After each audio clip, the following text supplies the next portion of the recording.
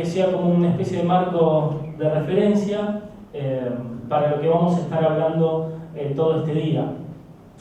Voy a hablar específicamente de lo que es la liberalización en la aviación civil. Y esto apoyado en 4 ejes fundamentales. El primer eje es la desregulación del mercado de aviación civil y los cielos abiertos. El segundo está relacionado con lo que viene aparejado, que son las banderas de conveniencia y las aerolíneas low cost. El tercer eje es lo que provocan los trabajadores, esta regulación y estas políticas de bandera de conveniencia, como es el dumping social, el dumping laboral. Y el último eje es un poco cuál es la respuesta que nosotros podemos dar como sindicatos. Entonces, en cuanto a desregulación y cielos abiertos, lo primero que quiero marcar es que esta no es una discusión novedosa. Esto no es algo que está pasando ahora por algún cambio en los mercados, por nuevas tecnologías. En los principios de la aviación civil, allá por hace 100 años atrás, comenzó una disputa sobre los derechos de sobrevuelo y aterrizaje. Estamos hablando de 1919. En esta época se empezó a hablar de cómo se iba a regir el tema de aterrizajes, de sobrevuelos y demás. Ustedes pensarán, ¿sería una discusión acerca de la soberanía de los países? No, por supuesto que no. En realidad lo que pasaba acá era una guerra comercial. Todo tiene que ver con el dinero. En 1919 y en el 2017. Acá no se trata de soberanía, se trata de dinero. Ya en los años 20 se produjo la primera disputa clara. Por un lado, teníamos a la aerolínea Panam, que era la más grande del mundo, estaba empezando a crecer a un ritmo muy acelerado. Entonces, desde Estados Unidos se proponía el modelo de cielos abiertos, por supuesto. Panam quería que no hubiese reglamentaciones para poder invadir el resto de los mercados. Entonces, desde su posición dominante, comerse los mercados aéreos incipientes en el resto de los países. Del otro lado, tenemos a los ingleses. Los ingleses proponían otra visión. Son los cielos restringidos. Querían una especie de normativas que regulasen el mercado para no ser fagocitados por Panam. Esta pelea entonces continúa y en 1944, ya culminando la Segunda Guerra Mundial, Panam tenía una posición muchísimo más fuerte. Ya hacía vuelos a Hong Kong, hacía vuelos a Nueva Zelanda, había empezado con vuelos a África y Asia, y entonces vi la oportunidad que cuando se acabara la guerra, la Segunda Guerra Mundial, copar definitivamente el mercado europeo. Entonces, lo que pergeñan desde los Estados Unidos es formalizar esto, y hacen la famosa Conferencia de Aviación de Chicago, con la intención, entonces, de resolver esta disputa en cuanto a regulación o apertura. Lamentablemente para ellos, los ingleses ganan esta disputa en primera instancia y no se acepta un esquema de cielos abiertos en el 44. Por otra parte, lo que sí nace es la OASI, como un organismo no gubernamental de consulta y técnico. Se establecen los principios de la soberanía de cada país sobre su espacio aéreo, se establecen las primeras libertades del aire y tarifas, no se dijo nada sobre las tarifas. Entonces tenemos la pelea sobre los cielos y aparece la pelea acerca de las tarifas. 1944. ¿Cuáles son estas libertades del aire? La mayoría supongo que las conocen, pero las vamos a refrescar un poco, porque cuando nosotros hablamos de apertura de los cielos, de desregulación, lo que estamos hablando es de estas libertades. Tenemos entonces la primera libertad. La primera libertad es la del sobrevuelo, simplemente que una aerolínea de un país, por ejemplo chilena, pueda sobrevolar Argentina para ir a Uruguay. La segunda libertad es realizar una escala técnica en un país intermedio. Luego tenemos la tercera y la cuarta libertad, la posibilidad que desde Chile yo pueda desembarcar pasajeros en Argentina y luego embarcar en Argentina para traérmelos a Chile. Está aquí más o menos. tenemos la quinta libertad, que es la posibilidad de embarcar y desembarcar pasajeros en Argentina para llevarlos desde Chile a un tercer país. La sexta libertad es cuando, por ejemplo, desde LAM Perú, yo puedo salir de Salta y embarcar y desembarcar pasajeros en Perú, que es la bandera de mi avión, y llevármelos a otro lugar, por ejemplo, no sé, Miami. Luego tenemos la séptima libertad, que es la de embarcar, por ejemplo, Avianca Colombia, si pudiera embarcar pasajeros en Argentina para llevárselos a Brasil, sin siquiera pasar por Colombia. La octava libertad, que es el cabotaje consecutivo, salir del país de origen, hacer cabotaje interno y volver. Y la novena libertad, que implicaría ya la apertura total de la regulación de los cielos, que es el cabotaje autónomo, que venga una empresa de otro país a hacer cabotaje dentro del nuestro. Estas 9 libertades serían las que a nosotros nos van a dar el esquema del grado de apertura que puede tener la regulación en cada uno de los países. Bien, nos habíamos quedado que en 1944 un tema quedó en el aire, y era el tema de las tarifas, porque recuerden que todo esto es por dinero. Entonces, nuevamente, Estados Unidos, Inglaterra y demás países se dan cita en La Habana. En 1945 nace la IATA. Y IATA, en esta época la mayoría de las empresas aéreas o eran estatales o tenían un fuerte subsidio estatal. La IATA entonces nace para promover un transporte seguro, regular y económico, pero en realidad su primera tarea fue la de regular tarifas. Entonces aparece un organismo internacional que empieza a regular las tarifas. Otra vez los norteamericanos perdieron. Pero bueno, no conformes con esto, entonces ellos crean su propio organismo, la CAB, la Civil Aeronautics Board, que va a durar unas cuantas décadas, donde ellos a gusto y placer establecen sus propias tarifas aerocomerciales. Bien, todo esto termina en 1947, en una primera instancia, con el Acuerdo de Bermuda, entre ingleses y estadounidenses. Este es un acuerdo bilateral internacional que va a ser el modelo para el resto de los acuerdos bilaterales. A partir de aquí entonces tenemos 30 años donde más o menos la cosa funciona, sobre dos ejes. En cuanto al tráfico internacional, acuerdos bilaterales para garantizar una competencia justa. Y en lo que es al tráfico interno de cada país, la exclusividad y la soberanía de cada uno para volar. Pero llegan los 70. En los años 70 la cosa empieza a complicarse. ¿Por qué? Porque empieza la crisis del petróleo.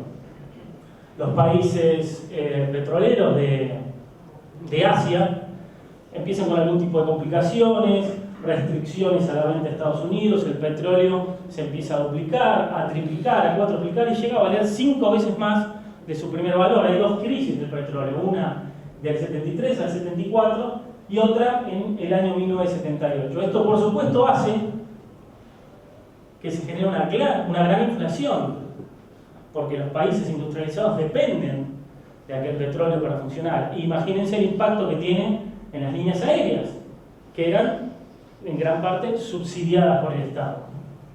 Entonces, en esta crisis es que en 1978 Jimmy Carter firma el Acta de Desregulación.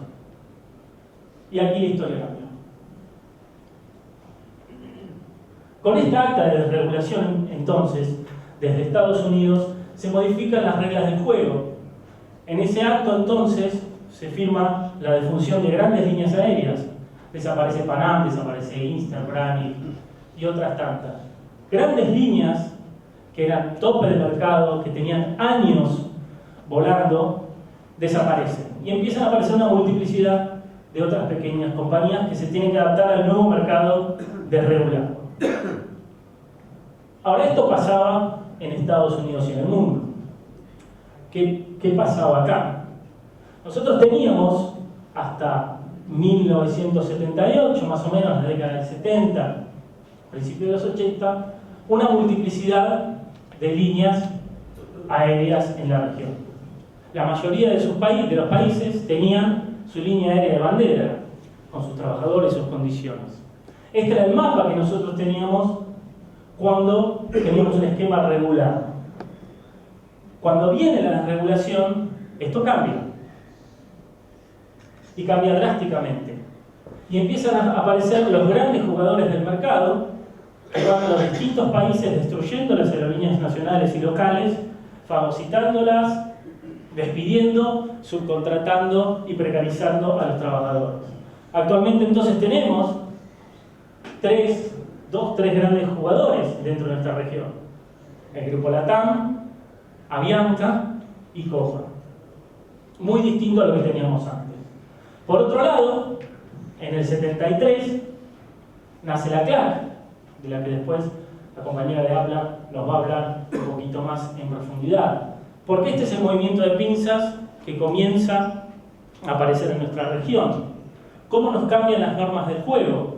Bueno, por un lado, a través de esta Comisión Latinoamericana de Aviación Civil que intenta regularizar, desregularizando, tratando de que las normativas de cada uno de los países sean las más abiertas posibles para instalar este nuevo modelo de aviación civil.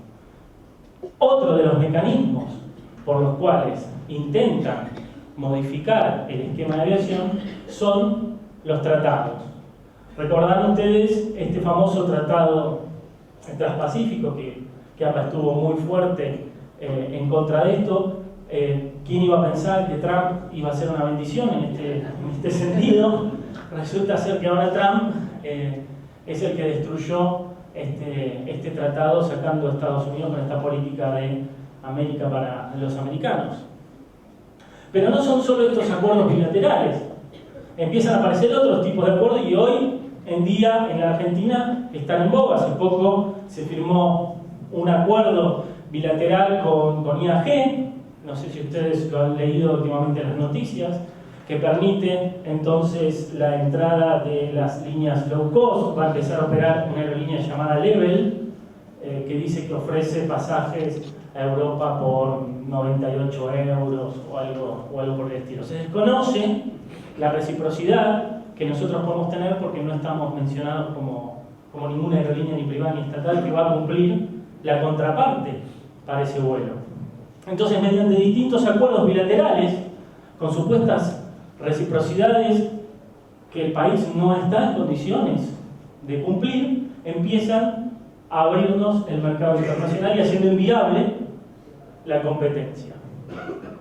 Hay otro puntal que está en relación de cómo operan las compañías aéreas.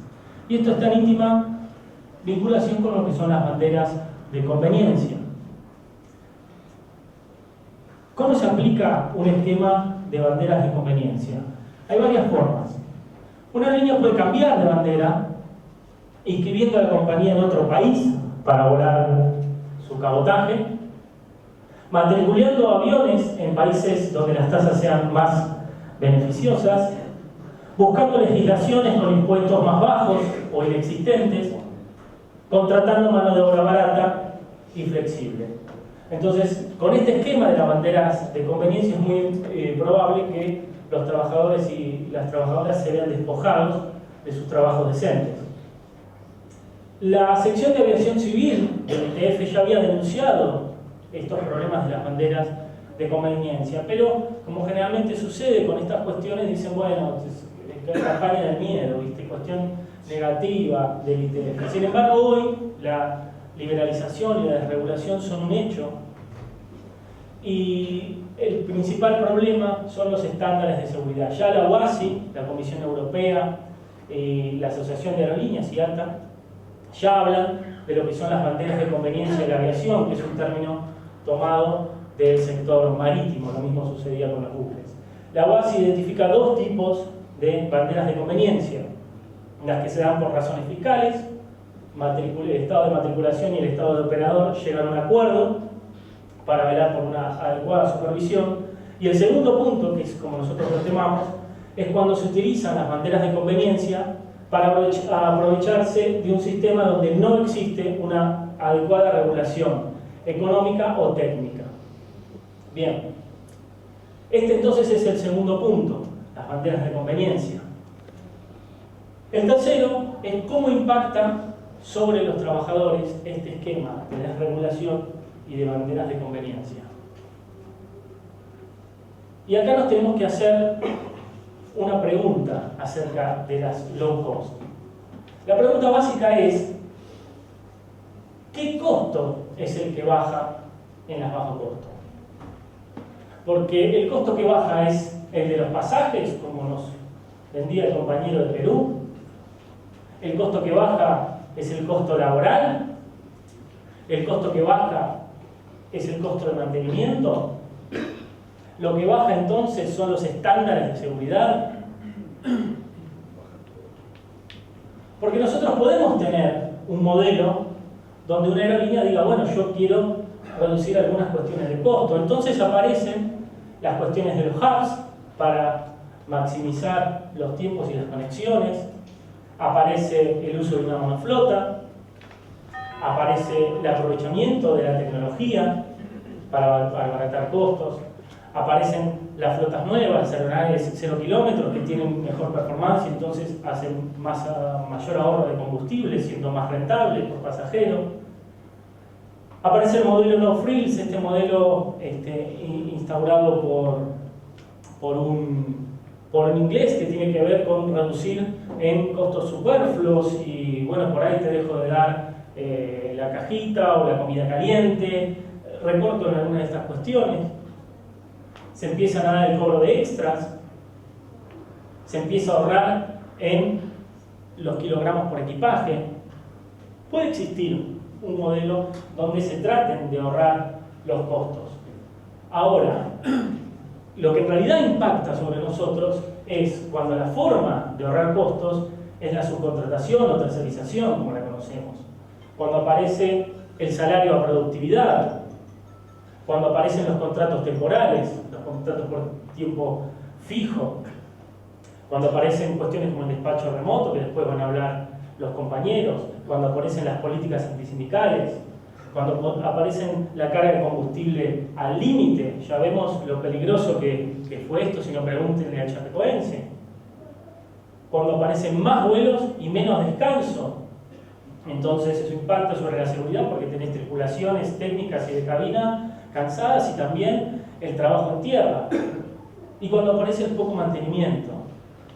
Entonces hay un lado de las low cost que puede ser, que lo podemos discutir, pero hay otro lado en el cual nosotros no podemos discutirlo.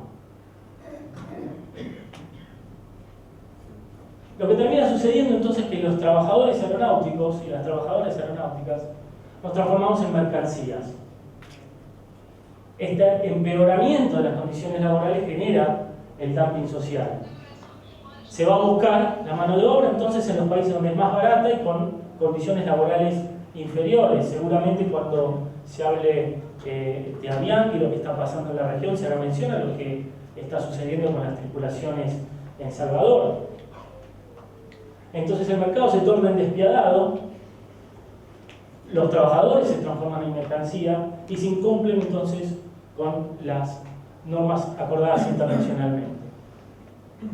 Aquí iba a dar algunos ejemplos de Avianca, pero como después tengo entendido que Irina nos va a comentar un poco acerca del proyecto, lo voy a pasar de largo y así ahorramos un poco de tiempo. Entonces tenemos tres ejes hasta ahora: los cielos abiertos y la desregulación del mercado, una batalla que viene desde 1919 y sigue hasta el día de hoy. Tenemos las banderas de conveniencia y apareciendo estas nuevas aerolíneas low cost y cómo impactan eso en el mercado laboral y en las condiciones de los trabajadores. Por último, entonces, la respuesta de los sindicatos. Nosotros tenemos dentro del ETF una sección de aviación civil. Seguramente ustedes conocerán al presidente, Gabriel Mocho Rodríguez, que es argentino, también aeronavegante, y está presidiendo la sección de aviación civil en el mundo. Entonces, desde la Secretaría de Aviación Civil se han impartido algún tipo de lineamientos para combatir estas cuestiones. Lo primero, mostrar los verdaderos efectos de las banderas de conveniencia sobre la seguridad y la protección. Instar a la OASI a que colabore con otras agencias de Naciones Unidas y en concreto con la Organización Internacional del Trabajo. Desarrollar normativa necesaria para alcanzar una industria de la aviación sustentable de manera concertada con quienes trabajan en ella. Y este es un punto clave que seguramente nos va a comentar la compañera, cómo las discusiones se están dando en ámbitos internacionales como la CLAC, donde los trabajadores parece que no tienen una voz. Entonces se empieza a discutir cómo van a ser las formas de la política aerocomercial y los trabajadores simplemente la van a pasar o gritan desde el fondo y a lo lejos. Garantizar entonces unas condiciones de trabajo decentes para todos los trabajadores y trabajadoras de la aviación civil. Estos son los lineamientos. ¿Cómo podemos ayudar? Haciendo campañas para mejorar las condiciones de trabajo en el sector de la aviación civil, dando a conocer a las organizaciones esto que está haciendo APA y los sindicatos aeronáuticos es parte de lo que nosotros podemos hacer, es concientizar a la gente, concientizar a los trabajadores y a las trabajadoras, designando personas de contacto, cabildeando, haciendo lobby, influencia en la OASI o en la CLAC, que también es algo que está haciendo, sobre todo con la participación de la compañera de APLA, aumentar el número de trabajadores y trabajadoras afiliados a los sindicatos, organizándonos en los dos proyectos más importantes que tenemos en la región, que es la aviación civil, dentro de la aviación civil, que es la red de la TAM y la red Avianca, y divulgando entre los miembros del sindicato estas problemáticas, haciendo el boca a boca de esto que está pasando, porque como hablamos hace un rato con Genaro, esta no es una enfermedad que provoca síntomas dolorosos inmediatos. Esto es como un problema de presión alta. Uno puede vivir la vida, uno puede ir ahora, ir a su empresa, subirse a los aviones, volar, pero por debajo se están generando las condiciones para que el día de mañana colapse. Mantenernos informados sobre cualquier cuestión o éxito de los sindicatos, compartir la información, no aislarnos. Tenemos la oportunidad de plataformas internacionales donde nosotros podemos compartir nuestros logros, nuestras derrotas, nuestras luchas, para socializar y armar realmente una red de trabajo y de información compartida. Bien, entonces, básicamente estos son los 4 ejes que creo que marcan un poco las discusiones que vamos a tener en el día. La desregulación, una pelea que viene dándose desde hace ya 100 años, las banderas de conveniencia y las low cost, el impacto sobre las condiciones laborales y cuál es la respuesta que nosotros vamos a dar como sindicatos ante ese escenario.